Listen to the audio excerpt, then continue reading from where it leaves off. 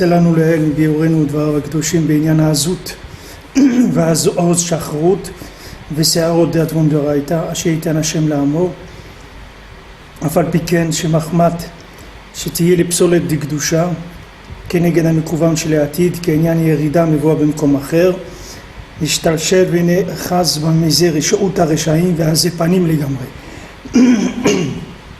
Donc on a expliqué hier que le fait que maintenant il y a un besoin de faire descendre la compréhension divine par des contractions et des introductions, ces introductions même, ça va être la base du détournement total qui va être fait par la Klippa jusqu'à Amalek. C'est-à-dire qu'Amalek va utiliser ces introductions pour arriver à nier carrément l'existence d'Hachem.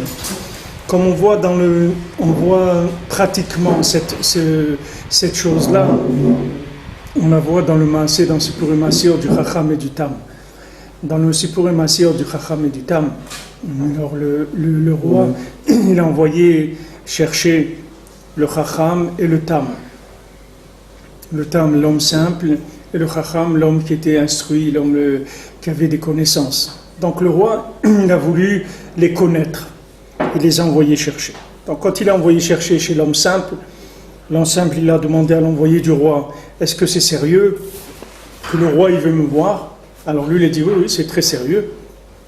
Alors lui il dit d'accord, j'arrive, etc. Il prend ses vêtements, il dit à sa femme voilà, le roi il veut me voir, etc.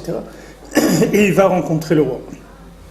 Maintenant l'homme instruit, lui quand l'envoyé du roi vient le voir, il lui dit voilà, je suis venu te chercher, je suis un envoyé du roi, le roi il veut te voir, etc. Alors lui il dit ah bon, le roi il veut me voir, etc. Pourquoi, etc. Bon, écoute, attends un petit peu, on va voir, on va réfléchir, etc.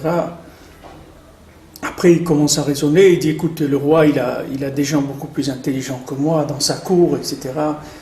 Quelle est la raison, pourquoi le roi voudrait-il me rencontrer, etc.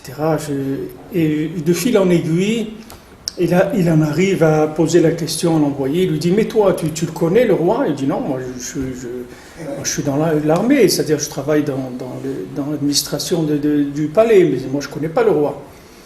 Il dit ah bon, tu l'as jamais vu le roi? Il lui dit non. Il dit et toi tu viens, tu me dis que tu es un envoyé du roi, tu l'as jamais vu? Il s'est dit, c'est quoi ce truc-là? Et comme ça, il raisonne. Et après, il dit, tu vois, maintenant j'ai tout compris, le roi, il n'existe pas. Il n'y a pas de roi.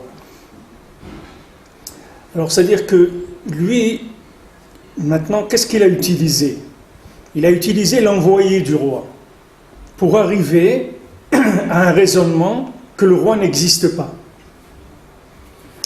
Alors que maintenant, le roi, il ne peut pas venir le chercher. Pourquoi? Parce qu'il dit, si je viens les chercher directement, ils vont attraper une crise cardiaque, ils vont avoir peur, parce qu'ils vont me dire quoi? Le roi il vient chez moi, mais il doit y avoir quelque chose de très grave qui se passe. C'est quoi le roi qui vient chez eux? Ils ne peuvent pas, ils n'ont pas les récipients pour recevoir le roi. Donc le roi il pense à ça. Et il dit écoute, je ne veux pas les choquer, les brusquer, donc je vais envoyer un chaliach, un envoyé. Maintenant, le fait que le roi il a utilisé une contraction pour pouvoir les aider à venir vers lui, ça a été utilisé par l'homme instruit pour arriver avec un raisonnement à dire le roi il n'existe pas.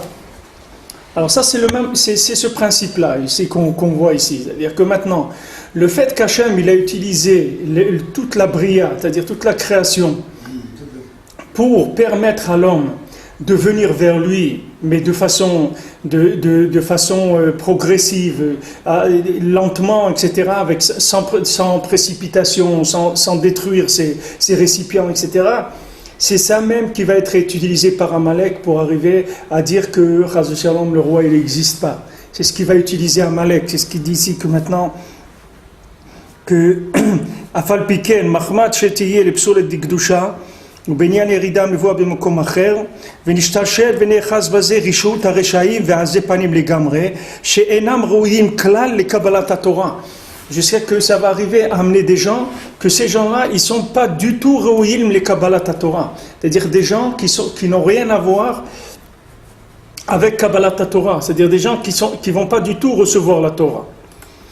Voilà jusqu'où ça va arriver ce raisonnement-là. Alors maintenant, ce qui est intéressant, ce qu'il dit ici, c'est que c'est le même principe que la Yérida. C'est le même principe que la Yérida. Qu'est-ce que c'est la Yérida? Quand une personne, elle passe des difficultés dans sa vie, quand elle passe des moments obscurs. C'est quoi ces moments obscurs? Ces moments obscurs, c'est la même chose. Les moments obscurs, c'est une descente vers des contractions, c'est-à-dire des concepts contractés. Ils sont tellement contractés qu'on voit plus de lumière.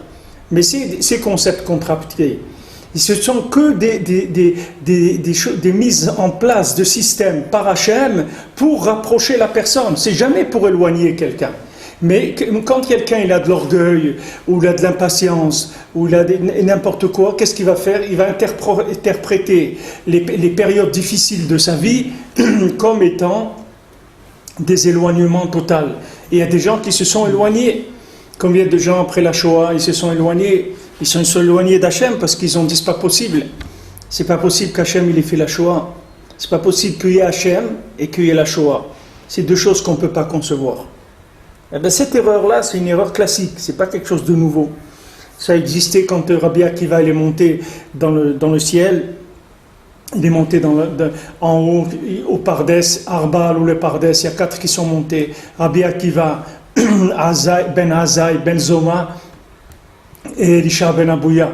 Maintenant, quand ils sont montés, il y en a un qui est mort, il y en a un qui est devenu fou, il y en a un qui est Acher, Elisha Ben Abouya, il est devenu kofer complètement, c'est-à-dire il est sorti de là en renégat complet. Il n'y a que Rabbi Akiva qui est rentré Béchalom, il est sorti Béchalom.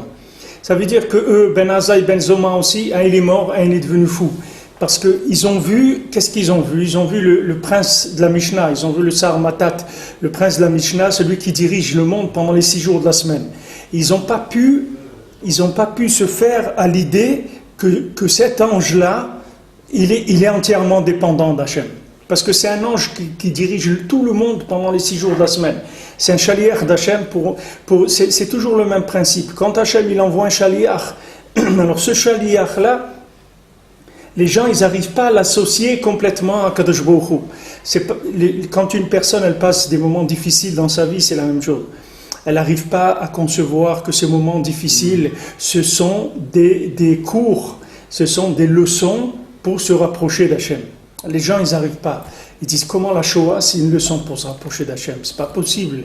C'est pas possible des horreurs comme ça. C'est pas possible que ça, c'était une leçon pour se rapprocher d'Hachem. Oui, c'est une leçon pour se rapprocher d'Hachem. Maintenant, tu comprends pas la leçon. Tu sais pas, tu comprends pas. Mais sache que tous les moments difficiles, c'est exactement comme la matière. Quand tu vas observer le monde, tu vas aller voir, par exemple, si tu vas observer la vie des tigres ou tu vas aller voir la faune en Afrique, des choses comme ça, tu vas te dire comment ces choses-là, elles ont été créées pour se rapprocher d'Hachem. Comment c'est possible que ça soit tellement riche, tellement magnifique, et que cette chose-là, elle n'existe pas en tant que chose elle-même, c'est juste un moyen de se rapprocher d'Hachem. Comment c'est possible une chose comme ça? C'est la même chose, c'est le même principe. C'est-à-dire qu'à chaque fois qu'Hachem il fait un chesed, Hachem il vient par miséricorde. Comme il ne veut pas choquer quelqu'un, il ne veut pas qu'il puisse arriver à mourir ou à devenir fou, ou est-ce qu'il lui arrive n'importe quoi parce qu'il voit trop de lumière. Alors Hachem, il envoie quelque chose de plus contracté. Il envoie de la splendeur, mais de la splendeur contractée. Par exemple, dans une fleur, ou dans un animal, ou dans une situation, dans une période, dans n'importe quoi, il envoie quelque chose de très beau. La personne doit faire cette chose de très belle. Elle doit savoir qu'il y a Hachem derrière cette beauté-là. Que cette beauté-là, c'est pour arriver à Hachem. Ou bien le contraire, la difficulté que je suis en train de passer, c'est pour me rapprocher d'Hachem. Et que Hachem ne me fait que du bien. C'est pour ça qu'il faut remercier. Même quand quelqu'un il passe des moments difficiles, il faut le dire à Kadosh Baruch Hu. Je sais Hachem que ce moment difficile, c'est juste un enseignement que tu es en train de me donner. Il n'y a rien, il n'y a aucun éloignement. C'est pas possible qu'Hachem il éloigne qui que ce soit. C'est le contraire même de la raison de la création du monde. Hachem, il ne peut pas éloigner quelqu'un. Hachem, il veut éloigner personne. Hachem, il a créé le monde pour aider, pour donner. Seulement, il y a des fois, il est obligé d'éloigner. Parce que sinon, la personne, elle va se faire mal. Parce qu'elle va se rapprocher de quelque chose qui est trop fort pour elle pour l'instant. Donc, il va l'éloigner. Pendant ce moment-là où il va être éloigné, il va se faire des récipients avec la émouna, avec la recherche, avec le vouloir, etc. Ces récipients, ils vont grandir. Après, il va avoir des possibilités de s'élever. Mais la personne, quand elle est dans la fabrication des récipients, elle n'est pas contente parce que les gens, ils cherchent de la lumière. Ils ne cherchent pas à faire des récipients. Alors que c'est le contraire. L'homme, il doit faire que des récipients. C'est ça le but de la vie. Le but de la vie, c'est de faire des récipients parce que la lumière, elle est là. Ce n'est pas un problème. Alors Akadosh Baruch Hu, il est obligé de donner de la lumière aux gens parce que sinon, ils vont pas tenir comme en Égypte. Hachem, il a dit 400 ans. En Égypte, 400 ans. Pourquoi? Pour lutter contre les 4 royautés du Sitrachara, pour lutter contre les 4 déformations qu'il y a du nom d'Hachem, de Yudke Vavke. Il y a 4 lettres dans le nom d'Hachem. Et il y a 4 déformations possibles du nom d'Hachem. Ces 4 déformations, on devait arriver à apprendre comment lutter contre en Égypte, en restant 400 ans en Égypte. Et si on avait tenu 400 ans en Égypte, il n'y aurait plus de problème. On serait rentré directement en Eretz Israël avec Moshe Mashiach. Moshe, c'était Mashiach. Il y a eu la construction du Beth Amikdash. Du premier et du dernier, ça aurait été fini. Ça y est, on avait réparé le monde. Mais maintenant, nous, on n'a pas pu tenir en Égypte 400 ans. Au bout de 210 ans, on est obligé de sortir. Pourquoi on n'a plus la force de tenir? C'était trop dur. Alors c'est comme ça. Des fois, quelqu'un, il a une difficulté dans sa vie. Maintenant, c'est trop dur pour lui. Alors Hachem, il le sort de la difficulté, il lui donne de la lumière, il lui donne du bien-être, etc. C'est pas parce que c'est ce qu'il veut lui donner maintenant. Hachem, il aurait voulu le continuer à le laisser dans l'obscurité, mais il ne peut plus tenir. Alors Hachem, il le sort, mais il faut savoir qu'il va le remettre après. Il le sort juste pour qu'il prenne un peu de force. Dès qu'il va être en forme, il va le remettre dans l'obscurité. Parce que c'est dans l'obscurité qu'on fabrique les kélim. Parce que l'obscurité, ce sont des leçons. Ce sont des leçons. Comme quelqu'un il va à l'école, il y a beaucoup d'enfants quand ils vont à l'école, c'est obscur pour eux, ils n'ont pas envie d'aller à l'école. Mais après, quand ils ont grandi, ils ont un métier, etc., ils sont contents. Mais quand ils allaient à l'école tous les jours, ils n'étaient pas contents de faire les devoirs, les trucs et tout, c'était désagréable, ça ne leur faisait pas plaisir. Pourtant, après, ils sont contents, ils se sont construits. Dans Avodat Hashem, quelqu'un veut rentrer dans Avodat Hashem, il doit savoir qu'il va passer par l'obscurité. Cette obscurité-là, elle a comme but de construire sa connaissance d'Hachem. Si maintenant quelqu'un il arrive à reconnaître Hachem dans l'obscurité, c'est-à-dire à ma'amin, à avoir confiance qu'il y a Hachem, même dans l'obscurité, cette personne-là, elle va pouvoir trouver Hachem dans la matière après, parce que la matière, c'est de l'obscurité. Mais si quelqu'un il veut que de la lumière, il est d'accord de servir Hachem, mais que dans la lumière, mais jamais il va trouver Hachem dans sa vie. Jamais il va le trouver, parce qu'il n'a pas appris comment on trouve Hachem. Pour apprendre, pour faire une véritable formation vers l'infini, du chemin qui mène à l'infini, c'est que dans l'obscurité qu'on apprend ça. C'est ce qu'il dit ici. Il dit de la même manière que Amalek, que toutes les forces du mal, que toutes les nations, elles vont profiter de la matière qu'Hachem il a mis comme contraction de l'infini pour que l'homme il puisse chercher l'infini. Ils vont utiliser ça pour s'éloigner de l'infini et pour même arriver à nier complètement l'existence d'Hachem. De la même manière, la personne, quand Hachem il la met dans une période difficile de sa vie, que Hachem il lui fait chesed, c'est une miséricorde qui le met dans l'obscurité pour qu'il puisse mieux chercher Hachem, lui il va utiliser cette obscurité comme une interprétation d'éloignement. Il va croire que Hachem il veut pas de lui, mais c'est pas vrai. Hachem il veut de lui. Hachem il veut de lui. Et Asher Yaev Hachem Yochiach. Celui qu'Hachem il aime, il lui fait des remontrances. Celui qu'il n'aime pas, il lui dit rien du tout. Mais celui quand il vient lui faire un reproche, c'est parce qu'il l'aime, c'est parce qu'il veut le rapprocher. Quand quelqu'un est dans l'obscurité, ça veut dire que Jbochou il l'aime. Il le fait passer dans l'obscurité parce que dans cette obscurité, il va apprendre des leçons. Comment on trouve Hachem? Comment on fait pour trouver Hachem dans la matière? Eh ben, tu vas l'apprendre en apprenant comment maintenant on trouve Hachem dans l'obscurité. À ce moment-là, tu vas être prêt pour trouver Hachem dans la matière. Alors, c'est ce qu'il dit c'est sur l'ignan de la Yerida. Quand quelqu'un il y a une Yerida, quand il descend dans l'obscurité, alors c'est la même chose, c'est la descente vers les contractions, vers la matière. Et c'est ça qui va nous permettre. Alors maintenant, de là, les gens mal intentionnés, qu'est-ce qu'ils vont faire? ils vont utiliser cette obscurité pour s'éloigner. On a le schéma de Ruth avec Naomi et avec Orpa. On a ce schéma-là. Maintenant, Naomi, elle vient, elle dit à Ruth et à Orpa, voilà, maintenant nous on est sortis d'Eretz Israël. Ils ont été punis parce qu'ils sont sortis d'Eretz Israël. Donc son mari, le mari de Naomi, il est mort. Ses enfants, ils sont morts. Les garçons, ils sont morts. Donc il n'y avait plus avec qui se marier, Ruth et Orpa. Alors Naomi, elle dit, voilà, je retourne en Eretz Israël. Mais j'ai plus rien à vous donner. Elle dit, je suis trop vieille pour avoir des enfants, je peux plus avoir d'enfants. Donc qu'est-ce que vous voulez de moi? Il n'y a plus rien à faire chez moi. Alors quand elle a dit ça, qu'est-ce qu'elle a fait? Elle a fait Orpa. Orpa, elle a dit, bon, si c'est comme ça, ben c'est dommage, hein, mais disons qu'on a passé un moment ensemble, c'était bien quand même, shalom. Elle est partie. Orpa, elle est partie. Orpa, c'est la shon oref, c'est-à-dire c'est la nuque. C'est-à-dire elle a tourné le dos à Naomi, c'est-à-dire elle a tourné le dos au visage d'Hachem, parce que Naomi c'était la tzadékette de la génération, c'était elle qui avait la lumière d'Hachem. Donc qu'est-ce qu'elle a dit? Bon, tu n'as rien à me donner, c'est-à-dire maintenant c'est l'obscurité, c'est l'antisémitisme, c'est la Shoah, c'est les trucs. Ah, moi je veux pas, je préfère vivre comme un goy tranquille, qu'on va pas aller venir me chercher si je me cache en Argentine ou un truc, je change de nom et c'est fini.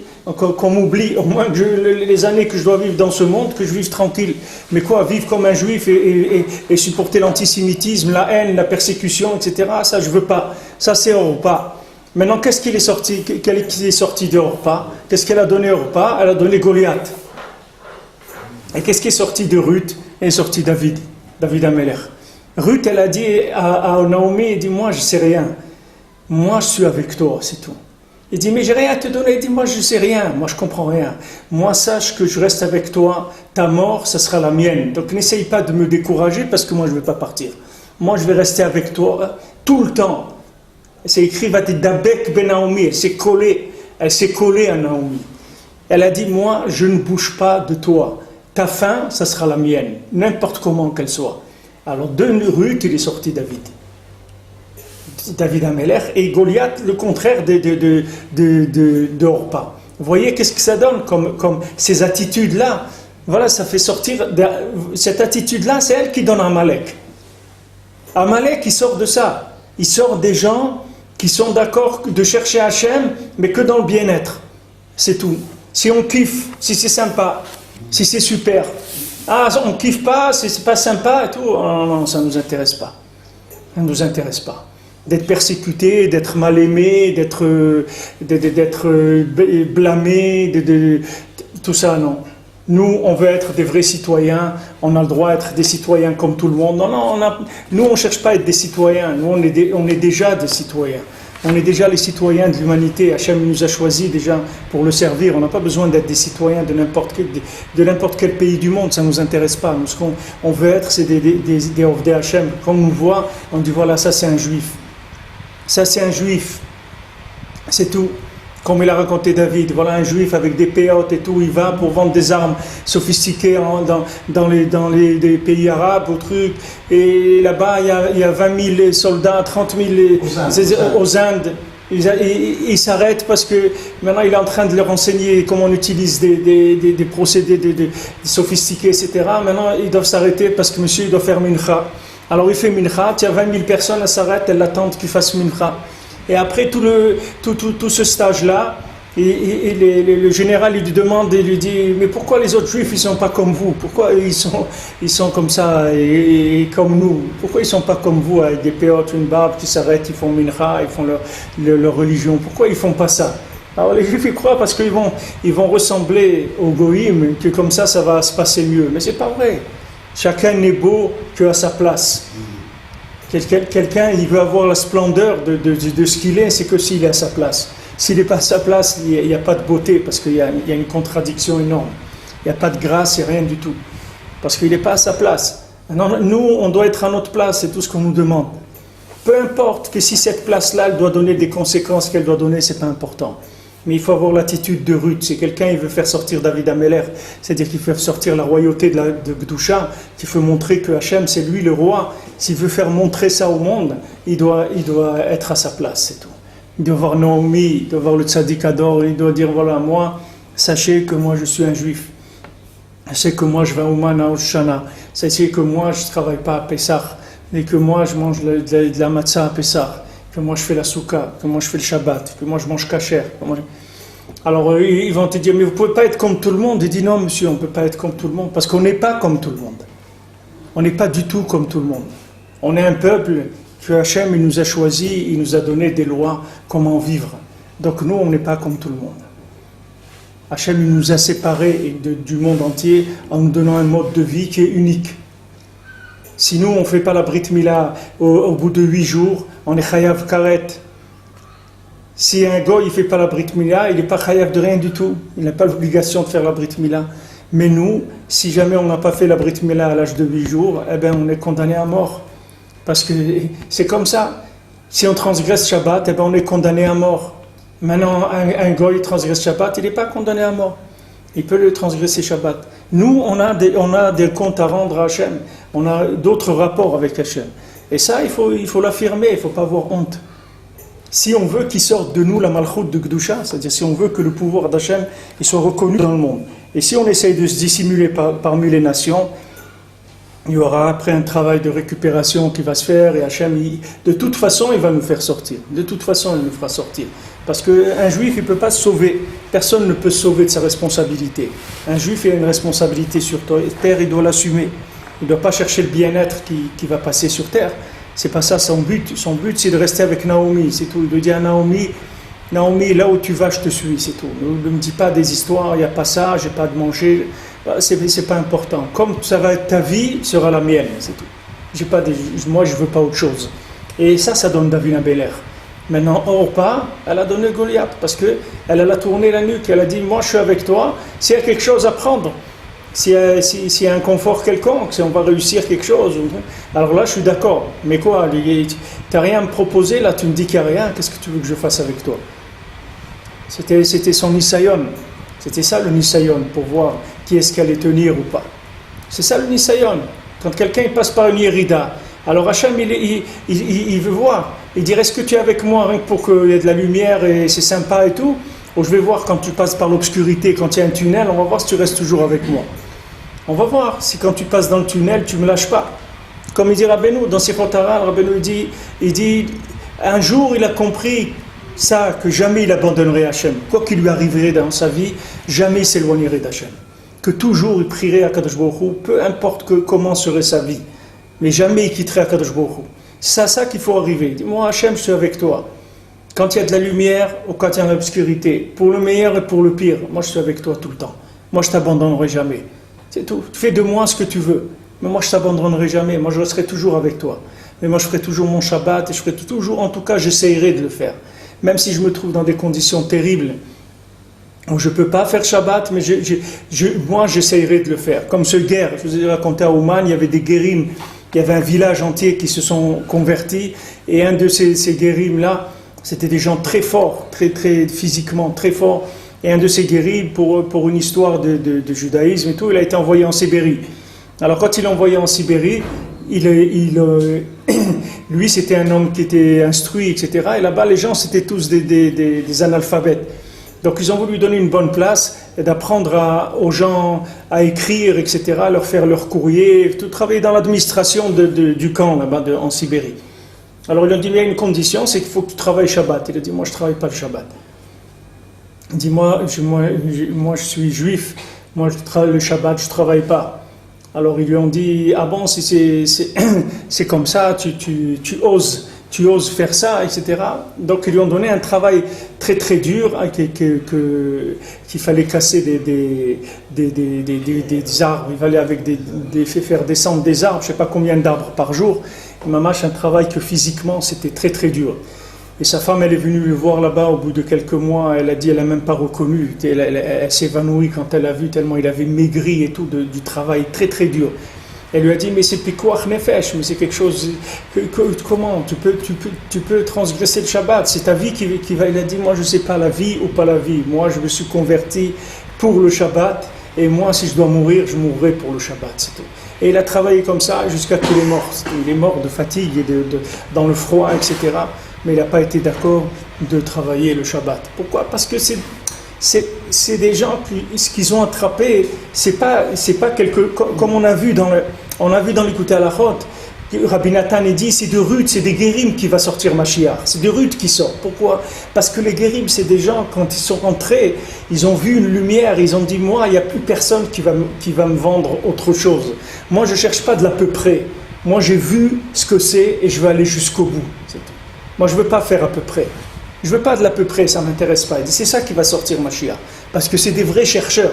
Ce n'est pas des gens qui vont se laisser avoir par le côté matériel qu'il peut y avoir dans la Torah. Parce que dans la Torah aussi, on peut vivre dans la matière en étant dans la Torah.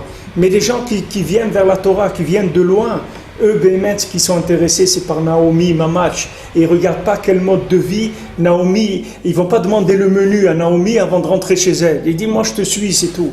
Peu importe quel sera le menu, c'est pas ça qui m'intéresse. Moi, ce qui m'intéresse, c'est d'être avec toi, c'est tout. Le menu, c'est pas important. C'est de là qu'il va sortir Mashiach. On avait vu ça dans l'écouté à la Chot, Beferouch, Rabbi Nathan, il avait dit que c'est les Guérim et les Balei Tchouva, c'est eux qui vont emmener Mashiach. C'est de eux, parce que eux, c'est des vrais chercheurs. C'est pas des gens, tu vas pas leur vendre un canal de télévision, mais cachère, sachez, on passe que des films de cow-boys ou des trucs. Mais il ne veut pas ni des cow-boys, ni de rien, il laisse-le tranquille. Il n'a pas besoin, il a du temps. Bon, Rachem, il y a des Teilim, il y a de la Mishnah, il y a la Paracha, il n'a pas besoin de regarder des films, ni cachère, ni pas cachère, ça ne l'intéresse pas. À quelqu'un qui est dans la Torah, tu peux lui vendre des films cachers. Parce que lui, il est installé, etc. Tu lui dis, oh, mais tu vois un film cacher, c'est bien, c'est sympathique, tu vas voir les animaux, la vie des animaux, la vie des sous-marines. Mais un Baal Tshuva, tu vas pas lui vendre ça, ça n'intéresse pas. Il dit, laisse-moi tranquille. Moi, tout ça, je l'ai jeté à la poubelle depuis longtemps, c'est pas mal. Ça m'intéresse pas. Tu dis, non, mais c'est cacher. Il dit, mais non, parce que c'est cacher, je suis obligé tout ce qui est cacher, je dois le manger, parce qu'il y a un recherche dessus. Je vais faire tous les magasins, je vais manger tout ce qu'il y a dans les magasins parce que c'est cachère. Ça ne m'intéresse pas. Voilà, ils font les crevettes cachères. Il dit, mais non, mais c'est cachère. Il dit, mais ça ne m'intéresse pas. Il dit, non, mais ça mâche le goût de la crevette. Il dit, mais ça ne m'intéresse pas, le goût de la crevette. Laisse-moi tranquille. Je n'ai pas envie de goûter des goûts de crevettes. Ça ne m'intéresse pas du tout. Mais c'est dommage, parce que maintenant, ça existe, la crevette cachère et tout. Il dit, mais ça ne m'intéresse pas, moi. C'est pas pour ça que j'ai fait tchouva, pour manger des crevettes cachères, ça ne m'intéresse pas. Alors cette attitude-là, c'est l'attitude de Ruth par rapport à Naomi. C'est parce que il y a eu déjà beaucoup de tris qui ont été faits. Avant que la personne s'engage, il y a beaucoup de choses déjà dans lesquelles elle est passée, elle a cherché, elle a dépassé déjà énormément de choses avant de s'engager. Donc maintenant, ce n'est pas un refus, le fait que Naomi elle va le repousser, qui va partir. Elle va dire non, moi je reste. Il dit mais oui, tu sais, mais il n'y a pas grand-chose. Ça ne me dérange pas, moi je reste là, c'est tout. Quelqu'un vient en Eretz Israël, il dit moi je veux Eretz Israël, c'est tout. Il dit mais tu sais, en Israël, ne crois pas que c'est comme là où tu es. En France, tu avais un appartement 5-6 pièces, et ici, tu sais, il faudra te contenter. Il dit moi je ne cherche pas ni 6 pièces, ni 5 pièces. Moi, ce que je veux, c'est Eretz Israël, c'est tout. Moi, je veux être là. Moi, je veux aller au Kotel, moi, je veux aller chez David Ameller, moi, je veux aller au Kever Rachel. Moi, je veux ces endroits-là, je veux les fréquenter. Pour les fréquenter dans le monde futur aussi, je veux les fréquenter dans ce monde aussi. Je veux être proche de ça, de cette Kedusha-là, c'est ça qui m'intéresse. Maintenant, les conditions de vie, n'importe quellement qu'elles soient, de toute façon, elles vont durer maximum 120 ans, ça ne dure pas plus et c'est terminé.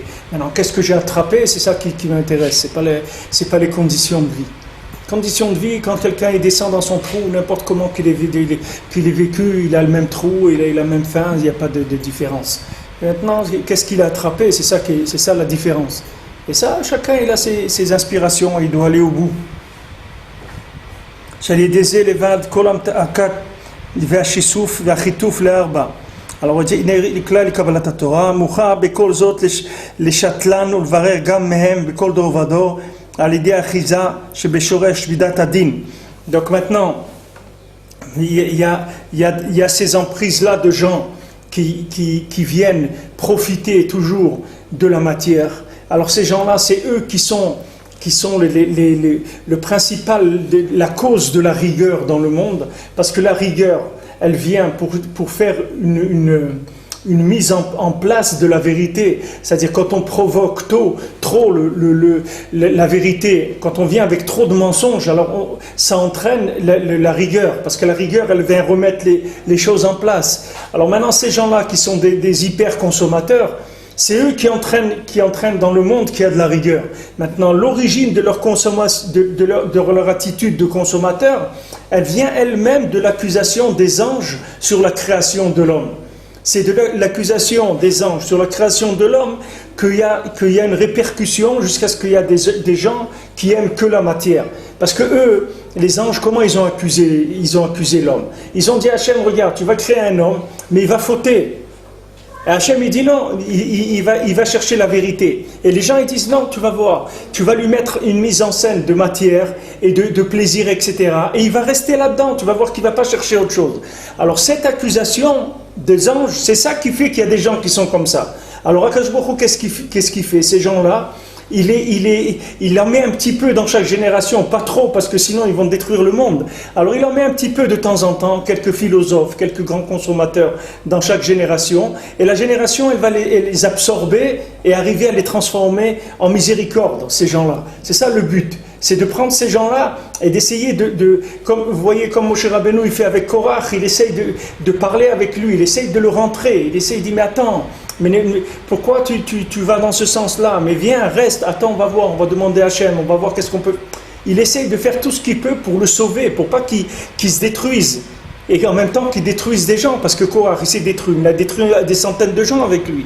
Maintenant, il essaye, Moshe Rabbeinu, de le tirer, d'adoucir à chaque fois ces gens-là.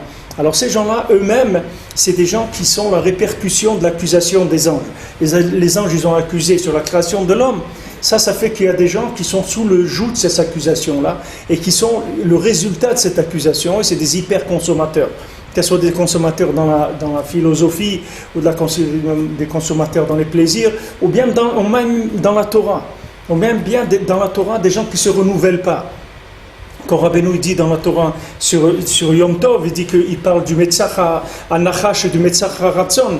Rabbeinu parle du front du serpent. Le front du serpent, c'est les philosophes qui n'ont aucun plaisir, qui ne cherchent pas le plaisir, ils cherchent mamash à aller contre la Emouna, contre Hachem. Alors il dit d'où ils tirent leur force, ces philosophes? Ils tirent leur force des gens qui sont dans la Torah et qui ne se renouvellent pas. C'est de là qu'ils tirent leur force. Parce que quand quelqu'un il est dans la Torah et ne se renouvelle pas, qu'est-ce qui se passe? Sa Torah, elle se fait dépasser par la réalité. C'est-à-dire que la réalité, il y a un moment où il est décalé entre la réalité, comme vous voyez un film où le son et l'image ils sont décalés. Vous voyez la bouche, elle bouge, mais il n'y a pas de son. Et quand il y a du son, les gens ils ne sont pas en train de parler. Alors maintenant la Torah c'est comme ça, il y a des générations où maintenant quand des gens ils viennent avec un discours de Torah, ce discours de Torah il ne vous parle pas. Lui il est en train de faire un discours de Torah qui parle à des gens qui avaient il y a 2 siècles. Mais ces gens ils ne sont plus là. C'est pas eux qu'il faut parler maintenant. Aujourd'hui, il y a des gens qui sont là avec certains besoins et il faut avoir une Torah qui est renouvelée pour leur parler le langage qu'il faut aujourd'hui, qui soit adapté à ce que les gens ont besoin aujourd'hui.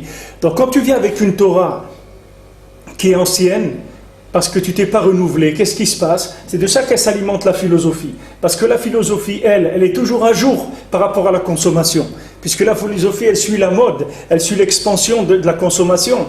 Donc maintenant, c'est toujours des idées qui vont venir au bon moment. Par exemple, tu prends le communisme ou le marxisme, n'importe, c'est des choses qui sont venues au bon moment. Tu les places. Aujourd'hui, tu auras un discours communiste, tu vas te plier de rire, tu vas croire que c'est un sketch qu'il est en train de faire le gars. Alors que tu le mets 150 ans en arrière, c'est pas du tout un sketch, c'était très très sérieux. Et des milliers de juifs, ils sont tombés là-dedans. Parce que c'était à la mode dans ce moment-là. Mais pourquoi ces juifs, ils sont tombés là-dedans? Parce qu'il n'y avait pas la Torah qui correspondait à ce moment-là au message qu'il fallait.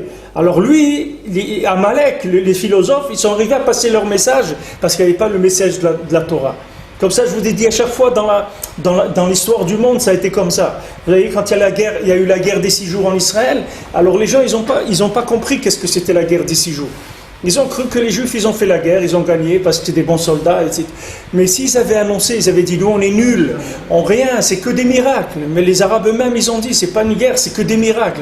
Le Pentagone eux-mêmes, ils ont voulu faire une enquête, ils disent, on ne peut pas enquêter sur les méthodes de la guerre, c'est que des miracles. Il n'y a rien de logique dans cette guerre-là. Elle a duré 6 jours, ça aurait été le tikkun des 6 jours de la création, ça y est, après on rentrait dans Shabbat. S'ils avaient reconnu que c'est Hachem qui a fait la guerre, qu'ils auraient tous dit, Hachem il nous a sauvés, c'est Hachem qui a fait, ça y est, c'était le tikkun du monde, on passait à autre chose. Maintenant, puisqu'il n'y a pas eu la Emouna, les gens ils ont dit on est les plus forts, etc. Donc ça a été récupéré par Amalek. Ça a donné que de mai 67, c'est passé à mai 68. Il y a eu tout le lien de mai 68, ça vient de la clipa de mai 67. C'est-à-dire le fait qu'en la guerre des 6 jours, les gens ils n'ont pas reconnu Hachem, ça a donné après que ça a créé des idéologies qui ont marché, comme mai 68, où il y a des gens, regardez le pauvre, ce Cohn-Bendit, aujourd'hui encore, il est dedans encore, il n'est pas sorti. Il y en a qui ont fait tchouva, mais lui il n'est pas sorti. Il est encore, c'est lui le je sais pas quoi des Verts, le député d'Europe des Verts, il est pauvre, regarde, il n'est pas sorti. C'est-à-dire mai 68, ça y est, c'est bloqué là-bas. Pour lui, il est resté de mai 68, voilà, maintenant on est en combien? En 2012. Ça fait regarder comme 44 ans. Et il est resté là-bas, il n'est pas sorti, le pauvre. Il y en a qui sont sortis, il y a, comment il s'appelait, Lévi, voilà, il y avait un Lévi, lui il a fait tchouva. Il y en a aussi à Strasbourg et tout, il y a plusieurs. Il était secrétaire de l'autre philosophe. Il y a beaucoup qui ont fait tchouva. C'est-à-dire qu'après ils ont lâché ça, ils sont revenus vers la Torah. Parce que derrière ça, Behemet, c'était la lumière de la Torah, elle a été juste exploitée par la Sitra Achra. Alors quand il y a eu des grandes révélations de Torah, quand cette Torah n'a pas été renouvelée, que les gens ils ont voulu vivre avec la même forme de Torah, ils ne l'ont pas renouvelée, alors ça a donné que la Klippa elle a pu prendre de l'avance. Pour ça que Rabbeinu dit que les philosophes ils se nourrissent des Juifs qui ne se renouvellent pas dans la Torah. C'est ça qui nourrit la philosophie. Pourquoi? Parce que la philosophie elle arrive à se mettre à jour d'après la consommation, puisqu'il y a une évolution naturelle des choses, et la Torah, elle n'arrive pas à se mettre à jour si les gens ne cherchent pas à Béhémet. Alors le fait qu'ils ne cherchent pas, ça fait que non seulement ils ne fournissent pas aux gens les médicaments qu'ils ont besoin spirituels, mais ils leur donnent une image de la Torah qui repousse les gens. Ça repousse les gens. Quand tu vas voir un rave qui te parle un langage il y a 2 siècles, il va te dégoûter de la Torah. C'est pareil qu'il va te montrer qu'il n'a pas de solution pour toi, mais il va te dégoûter parce que tu vas te dire ça vaut rien ce truc-là, c'est pas pour moi. Ce qu'il est en train de parler, ça ne me concerne pas. Moi j'ai ma tête dans d'autres choses complètement. De ce qu'il me parle, je ne me sens pas concerné du tout de ce qu'il est en train de me dire. Alors c'est ça même qui alimente la philosophie. C'est ce retard-là dans la recherche de la Torah, c'est ça qui alimente la philosophie. Pour ça que Rabbeinu il a dit, maintenant il y a quelqu'un qui s'appelle Nachal Novea Mekor Chokhma, c'est-à-dire une source de sagesse qui ne s'arrête jamais. Les dibourib de Rabbeinu ne s'arrêtent jamais. Vous pouvez étudier le même texte tous les jours. Si vous voulez, on peut faire l'expérience, on peut prendre un texte. Tous les jours, on peut l'étudier, le même texte, et vous verrez que tous les jours, on va apprendre autre chose, complètement autre chose. Chaque jour, on peut l'étudier le texte différemment. Parce que la Torah, elle coule sans arrêt, elle est entièrement nouvelle. Le texte, il n'est pas figé. Chaque texte de Torah, c'est une ouverture vers l'infini. C'est pas figé. Ça ne dépend pas ni de l'endroit, ni des gens, ni de rien. Ça dépend uniquement de l'ouverture vers l'infini. Combien tu crois dans le tzaddik et combien ça s'ouvre vers l'infini. Tout le même texte, ça suffit. Tu peux avoir un texte de 10 lignes et tu peux vivre avec toute ta vie. Rabbeinu dit avec une seule de mes paroles, tu peux devenir un tzaddik gamour. Une parole de Rabbeinu, tu peux être un tzaddik toute ta vie, une parole. Parce que ce n'est pas une parole. Cette parole, tous les jours, elle revient. Tous les jours, c'est une autre. Elle suit le monde. Elle t'amène ce qu'il faut. C'est la nourriture que tu as besoin tous les jours. Ce n'est pas la nourriture d'hier. Elle a suivi. Elle est en mouvement avec l'évolution du monde. Ça, c'est une vraie Torah. C'est ça, une vraie Torah. Maintenant, si je te donne une Torah qui a 1 siècle ou 2, mais tu vas t'ennuyer à mourir. Tu vas t'ennuyer à mourir et tu vas rester avec tous tes problèmes parce que ça ne va pas t'amener de solution, parce que ça ne concerne pas le moment. C'est une apparence de la Torah qui n'est pas du moment. Quand Rabbi Shimon il est venu, il a mis le Zohar, il fait rentrer dans le Zohar. Parce que ça y est, c'est le Rabbi Shimon, il a dit maintenant il y a le Zohar. Donc il faut étudier le Zohar, il faut connaître le Zohar. Parce que le Zohar, il amène des réfouates qu'il n'y avait pas avant. Quand Rabbeinu dit maintenant, il faut étudier, écouter Moran, parce que c'est ça qu'il faut aujourd'hui. Et comme ça, sinon on alimente la clipa, c'est nous qui alimentons la clipa. Les gens ils se plaignent d'Amalek et des corps. Mais c'est c'est les gens qui ne se renouvellent pas qui alimentent Amalek. Ils restent avec une vieille Torah, ils donnent un aspect de la Torah ils font sauver les gens. Les jeunes ils se sauvent de ça. Ils disent qu'est-ce que je veux, c'est des vieux, ils racontent des trucs, des bêtises, là ça ne m'intéresse pas. Pourtant c'est de la Torah, ils parlent de Torah, mais l'habit qu'ils donnent à la Torah, il est vieux.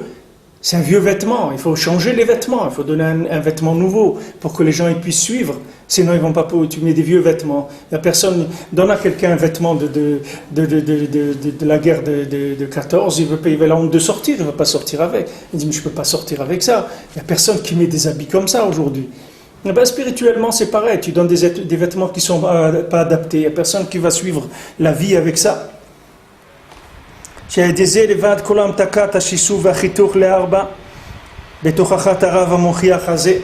maintenant, qu'est-ce qu'il fait le Rav? Il vient et il va faire des tochachot. Le Rav il va faire des remontrances, et quand il va faire des remontrances, il va séparer le mensonge de la Torah. Il va enlever le mensonge qui essaye de se glisser sur la Torah.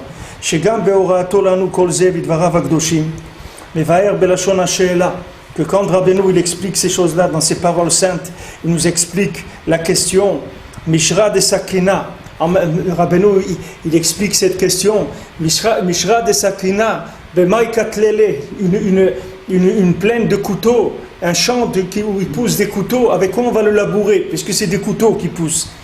בביאורו בפשיטות, שמאחר שכל החיתוך והקצירה של כל הערוגה על ידי חרב וסכין. Puisque maintenant, toute la coupure et tout le moissonnement de cette plaine-là, elle se fait avec une épée et un couteau. Avec quoi on moissonne? Avec des lames aussi. C'est des lames. Comment tu vas moissonner des lames avec des lames? C'est ça qu'il demande. Il dit une plaine de couteaux, avec quoi on va la moissonner? Alors il dit, puisque maintenant c'est avec des couteaux aussi qu'on moissonne. Il dit maintenant, puisque la lame qui servait à moissonner, c'est elle-même qui est tombée dans la terre et qui s'est plantée dans la terre. Comment tu vas faire maintenant pour la sortir? Maintenant, d'après ce que nous sommes en train d'expliquer dans la Torah, qu'est-ce que ça veut dire? Ça veut dire que maintenant, tu nous as donné des introductions, des leçons pour nous apprendre à nous approcher de l'infini. Mais maintenant, nous, ces leçons elles-mêmes, on les a utilisées pour s'enfouir dans la consommation et la matière. Comment tu veux qu'on sorte maintenant? Le médicament lui-même, on a utilisé pour rendre malade. Comment tu veux même? C'est comme si quelqu'un, tu lui donnes un vaccin. Au lieu de faire le vaccin, une piqûre, il fait 50 piqûres du vaccin. Mais ça y est, il a attrapé la maladie. Puisque le vaccin lui-même, c'est la maladie. On injecte un petit peu pour qu'il y ait une réaction et que le corps il s'habitue, qu'après si il l'attrape, le corps il va l'évacuer. Maintenant lui, au lieu de faire un vaccin d'une portion, il en fait 20 ou 50. Mais ça y est, il a attrapé la maladie, maintenant comment tu vas le soigner? Tu vas lui mettre une dose de plus, mais tu vas le rendre encore plus malade. Voilà la question. Maintenant un couteau, on l'utilise pour moissonner. Mais maintenant ce couteau-là, lui-même, on l'a planté et il a poussé des lames. Maintenant, comment je vais le moissonner? C'est fini, je peux plus. Comment je vais cueillir ce champ? C'est ça la question qu'il pose Rabbeinu. Il dit maintenant, les outils que je t'ai donnés pour apprendre, tu les as utilisés pour consommer. Et moi, tout ce que je voulais t'apprendre, c'est à ne pas consommer. Alors comment je vais te sortir maintenant de la consommation? C'est ça la question. C'est ça la question du début de la Torah. C'est une vraie question, parce qu'on ne sait pas comment faire pour sortir de ce problème-là.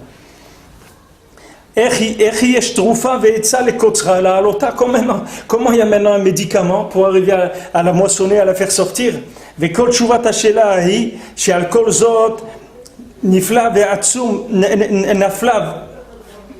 נפלא ועצום קרן השופר ומידת הדין ושורר העזות שבתוכך המוכיח העליון. Alors maintenant que tout ça, il y a une réponse extraordinaire du Keren HaShofar, parce qu'il a dit, maintenant il est dit avec Bekarana de Khamra, on a dit avec tu prends la corne d'un âne Et avec ça, tu vas moissonner le champ de couteaux. Alors je dis, mais un âne, il n'a pas de corne. Ah, il dit, mais non, alors une plaine de couteaux aussi, ça n'existe pas. À dire, alors maintenant, c'est quoi ce keren? Keren, la corne, c'est le chauffard. C'est le même mot en français qu'en hébreu. Keren, tu lui dis, corne, c'est les mêmes mots. Keren, donc maintenant, le chauffard, c'est quoi le chauffard? C'est la tochacha du tzaddik. Qu'est-ce que c'est la tochacha du tzaddik? C'est l'utilisation du couteau, c'est-à-dire la tochacha. Le lien de tochacha, c'est les liens de chitour, c'est couper, c'est-à-dire faire un reproche, c'est couper. Quand tu prends quelqu'un, tu lui fais un reproche, tu le coupes, tu l'arrêtes de là où il est. Tu dis, viens voir une minute là, qu'est-ce que tu es en train de faire, etc. Tu le coupes du mensonge dans lequel il est. Alors il te dit, le tzaddik, lui, il a l'épée, comment couper la personne qui est tombée dans la consommation par le reproche qu'il va lui faire. Par le reproche qu'il va lui faire, il va le couper de la consommation. C'est pour ça qu'il dit que maintenant, du moment où il y a keren, c'est-à-dire il y a une corne, alors avec cette corne-là, on peut moissonner. Il dit, mais cette corne-là, elle n'existe pas. C'est-à-dire, un âne, il n'a pas de corne. Il dit, cette corne-là, Béhémet, elle n'existe pas parce que cette corne-là, c'est midatadin, ça veut dire, c'est la rigueur. Il dit, mais Béhémet, en haut, il n'existe pas la rigueur. Chez Hachem, Hachem il a créé le monde que pour la miséricorde. Alors il dit si Hachem il a créé pour le monde que par la miséricorde, alors une plaine où il pousse des couteaux aussi, ça n'existe pas. C'est-à-dire le mensonge, il peut pas s'enraciner, il peut pas pousser le mensonge. Il n'a pas de possibilité de pousser, puisque c'est qu'une apparence. Il n'est pas vrai, donc il n'a pas de racine. Donc c'est la même chose que tu dis que l'âne il n'a pas de corne. Alors si maintenant tu veux me dire qu'il pousse des couteaux, alors je te dirai que l'âne il a une corne et qu'on peut faire un reproche et ramener la personne qui est tombée. Et si tu veux me dire qu'il n'y a pas de reproche béhémet parce qu'il n'y a pas de midatadin, alors je te dis s'il n'y a pas de midatadin, le mensonge il est faux, il n'a pas de racine, donc il n'existe pas aussi. Donc que ça soit comme ça ou comme ça, le problème c'est solutionné. וכל תשובת השאלה היא שעל כל זאת נפלא ועצום נפלא ועצום קרן השופר ומידת הדין ושורש החרב והעזות שבתוכחת המוכיח העליון עד אשר יישסף ויחתך על ידה. Donc juste le tzaddik lui-même il va couper comme il est venu Shmuel un Navi Vaïchasef il a coupé Agag il a coupé en quatre. Shmuel, il a coupé en quatre, il a pris l'épée, il a coupé en quatre. Ça, c'est la tochacha du tzaddik. Les baalei acherev et klipot amalek be'atzman shenechazu beben arasha. Donc maintenant, tous les baalei acherev, c'est-à-dire tous ceux qui ont des épées et toutes les klipotes de Amalek qui sont venus se prendre sur le fils qui est Racha, parce que maintenant c'était un fils qui était un peu porté sur la matière et la consommation. Ils sont venus eux-mêmes s'en prendre à lui. Et Esav et Esav aussi avec son saïr, avec son bouc qui gam befiv nitzud tsaïd anefashot dikdusha ki adoua, parce que maintenant on a dit tsaïd bepiv, que Esav il était tsaïd bepiv, ça veut dire que Esav il utilise aussi la bouche pour attraper les gens, c'est-à-dire il les embobine. À part que maintenant Amalek il fait tomber les gens dans la consommation, etc. Mais la méthode qu'il a Esav, c'est qu'il sait aussi parler aux gens.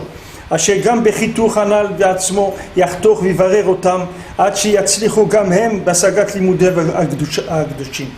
Maintenant, le tzaddik, lui, il va utiliser l'épée, c'est-à-dire l'épée que pour lui c'est la corne du chauffard, pour séparer les gens de la klipa d'Amalek et de Esav, de manière à ce qu'eux-mêmes aussi, grâce à ces enseignements, ils puissent sortir de la klipa dans laquelle ils sont tombés. Ki im raïta talmid chacham nokem venoter, comme il dit, si tu vois, la Gemara elle dit, si tu vois, c'est dans Brachot, la Gemara elle dit, si tu vois un talmid chacham nokem venoter, si tu vois un talmid chacham qui se bat comme un guerrier, qui est un arishut, chez Aman Amalek, comme la richou de Aman Amalek, c'est ce qui s'est passé avec Rabbi Yochanan, avec Rish Lakish. Il lui a dit, quand ils ont parlé des épées et tout, alors Rabbi Yochanan il a dit à Rish Lakish, il dit mais c'est normal, toi tu connais bien l'épée, parce que tu sais bien utiliser les épées. Alors, oui, parce que il lui a rappelé d'où il venait. Mais pourquoi maintenant c'est tombé sur le lien de l'épée? Parce qu'il dit, c'est que maintenant lui il Béhémet, le Talmid Chacham, il utilise, c'est comme une épée, la Torah qu'il utilise, puisqu'il l'utilise pour couper les gens qui sont tombés dans le mensonge. Il les sépare du mensonge. Alors lui-même, Rabbi Yochanan, il lui a dit, ah oui, c'est normal que tu aies phare là-dedans, parce que toi tu connais ça. C'est-à-dire qu'il lui a rappelé quelque chose dans la Klippa, alors que Rish Lakish Béhémet, c'était quelqu'un qui utilise ça dans la Kedusha, puisqu'il s'est écrit que quand Rabbi Yochanan, il disait quelque chose à Rish Lakish lui posait 400 questions. Pourquoi 400? Parce que c'est Arba Meot, c'est les Arba Malchouyot de Kedusha, comme les 400 ans qu'on devait passer en Égypte, comme les 400 ans les 400 hommes qu'il y avait avec Esav, que Yaakov il avait Esav, Arba Meot, Ishimo. Ces 400 là, c'est les 400 qui connaissaient Rish Lakish. C'est-à-dire chaque fois qu'il lui disait quelque chose, Rish Lakish il avait 400 façons de pouvoir, à 400 aspects de la Torah, de manière que personne ne puisse tomber dans la Klippa. Parce que n'importe où quelqu'un il était, il pouvait lui donner une épée pour se sortir de là. Il avait 400. Alors lui, Rabbi Yochanan lui a dit, mais toi tu tires ça et ça il fallait pas dire ça, parce que Béhémet, ça y est, c'est-à-dire il était passé par là-bas, mais il était sorti, au contraire, il était venu avec des armes extraordinaires pour la Torah. Mais c'est Rabbi Yochanan lui-même qui a payer les conséquences de ça, puisque Rabbi Yochanan lui-même, il est mort de ça. Il est mort de ça parce qu'il n'avait plus personne avec qui étudier. Il n'avait plus personne qui pouvait lui poser 400 questions. C'était que Rish Lakish, c'est tout. Oui, mais il est mort de chagrin. Ouais. Et son ami à qui lui avait dit, lui il est mort parce qu'il n'avait plus personne avec qui développer il n'avait plus personne qui pouvait lui amener des vraies solutions. Les gens lui disaient c'est vrai, tu as raison. Il dit mais je ne veux pas que tu me dises j'ai raison. Amène des questions, des trucs, qu'on trouve des solutions pour la génération. Qu'est-ce que tu me dis j'ai raison? Où on va aller avec ça? Si chaque génération les gens disent j'ai raison, ah c'est kadosh, mais où on va aller avec ça?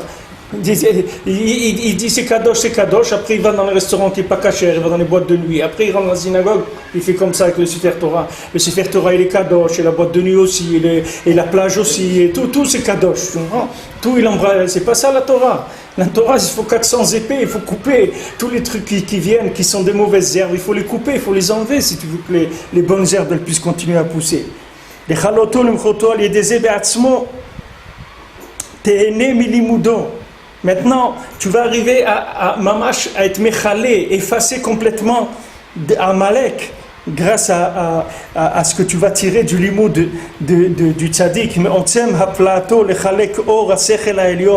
Tellement le tzaddik, il a une façon splendide et merveilleuse de diviser le sechel ha'elyon, c'est-à-dire le tzaddik qui prend les compréhensions infinies et il les sépare, il les divise en petits morceaux. Cette division, les chalek, c'est comme une épée, les maasé, qui vient couper. C'est-à-dire que quelle est la force de l'épée? L'épée, elle coupe, elle tranche. Maintenant, dans le limoud, c'est la même chose. Tu as une notion maintenant. Cette notion-là, elle est difficile à comprendre. Qu'est-ce qui fait le tzaddik? Il te la coupe en petits morceaux. Il te donne des petits morceaux, et tu arrives à comprendre.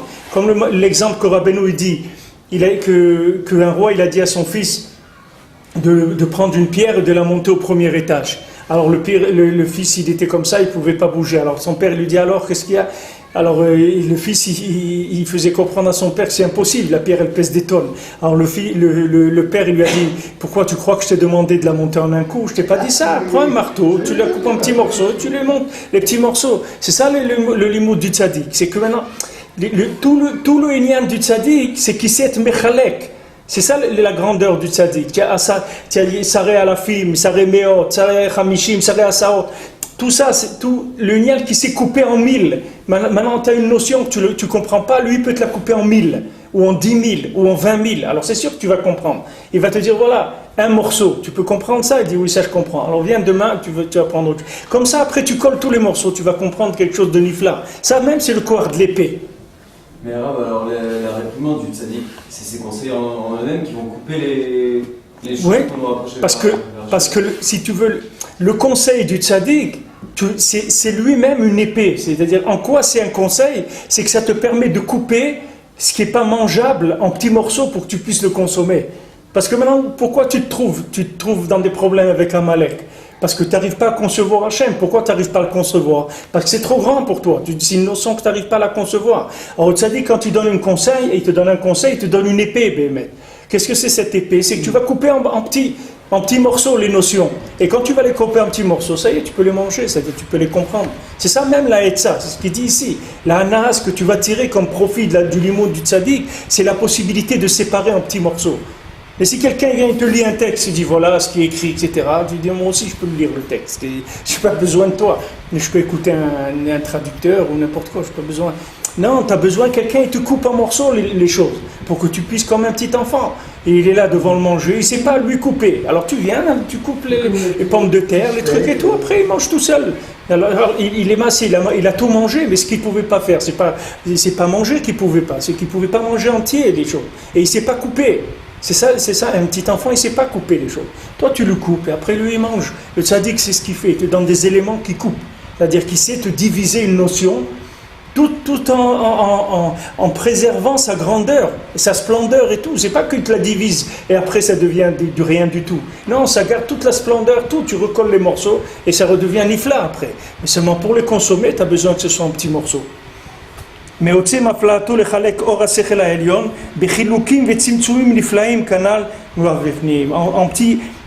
choses merveilleuses, en petites choses contractées, comme on s'est écrit plus loin. Alors, Bezrat Hashem, on essaiera de finir demain.